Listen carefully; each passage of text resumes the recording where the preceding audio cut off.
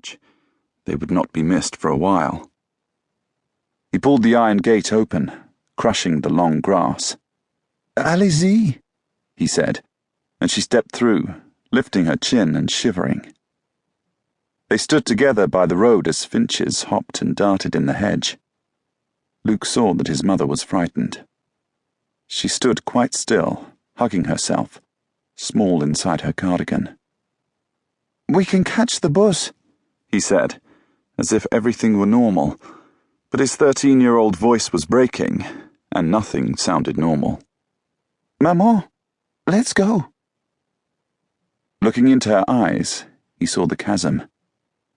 People were scared of the insane and thought it was because of what they might do, but Luke knew really they were scared of that gap behind their eyes.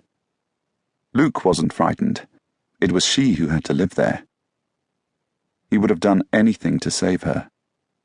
And he still prayed for her, even though his arguments disproving God's existence were louder these days than the prayers.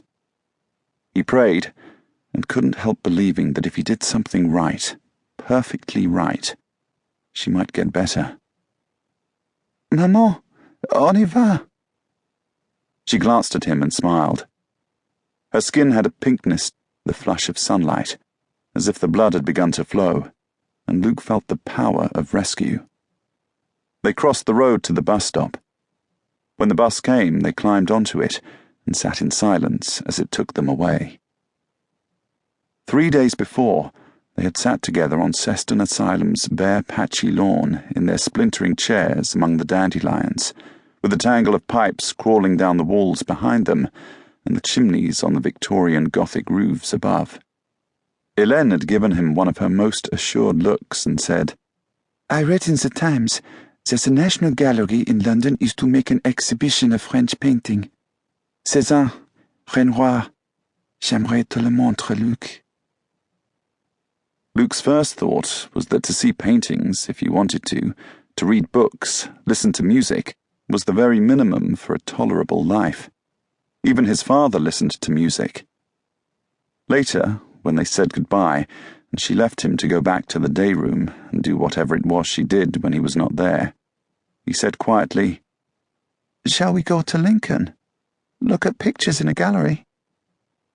But his mother was a Parisienne and a snob.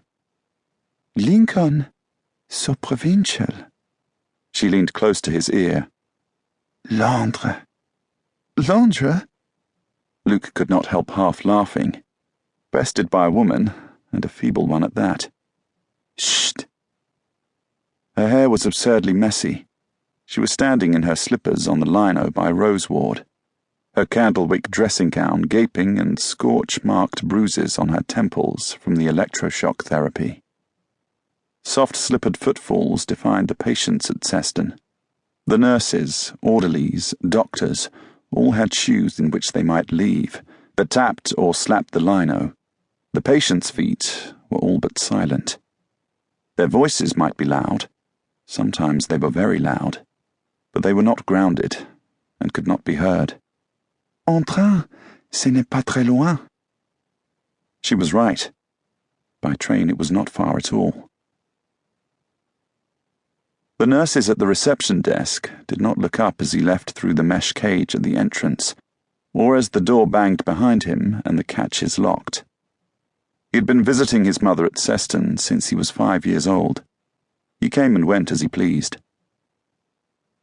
Even as he collected the timetables at the library for his mother's escape, Luke felt the weight of the odds stacked against him. He made schedules, lists. Leave Seston 10 a.m. London train 11:07. He had contingency plans.